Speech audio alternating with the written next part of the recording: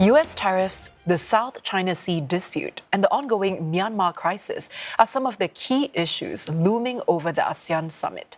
Philippine Foreign Affairs Secretary Enrique Manalo sat down with CNA's Melissa Goh on the sidelines of the meetings in Kuala Lumpur today.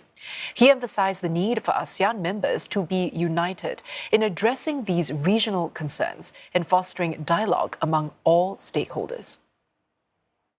Do you welcome Prime Minister Anwar's move in having an informal advisory group to engage with Myanmar?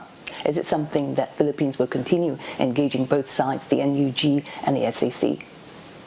We want to ensure continuity with what Malaysia's efforts are, especially with regard to Myanmar.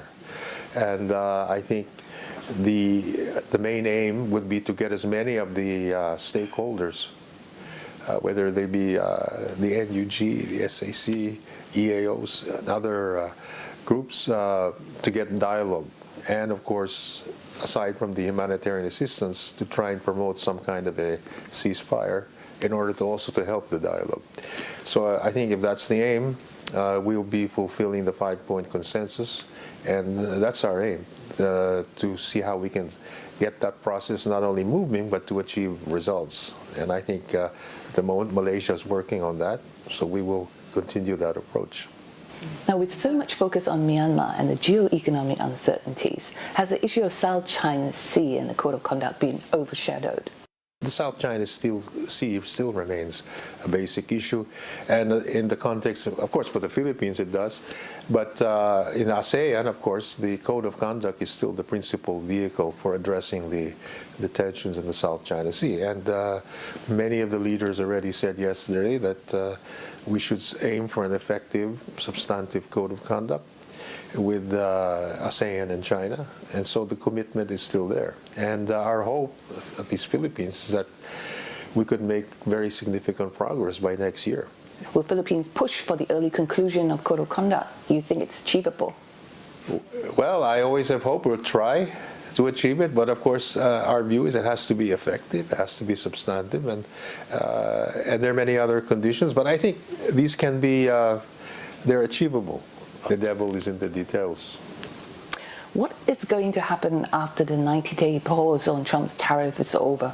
Should ASEAN be worried? Well, not worried, but we have to be ready to react to whatever the situation is, because I think it's important that, since all of us are affected, it's important that we work together.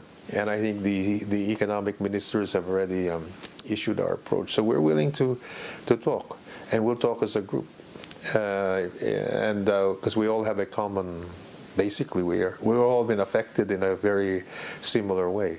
So it's important. This is one issue where ASEAN unity is, of course, needed. Now, it's the first time that ASEAN is having an inaugural summit with GCC and China. What's your key takeaway from that, Secretary Manalo? The important thing is ASEAN who is bringing these actors together. And the fact that they have been willing to come is an indication that they see the importance of ASEAN, and that's the way I would view it. And therefore, it's an exercise in many ways of ASEAN centrality, at least the ability of ASEAN to convene meetings and bring in countries and promote dialogue aimed at cooperation. So ASEAN has that attraction, and I hope that we come away from this meeting here in KL with that reaffirmation, and the fact that we have already adopted the vision up to 2045, which is aimed at even strengthening ASEAN even more and enhancing its role in our region, if not the world. And I think that would be my takeaway.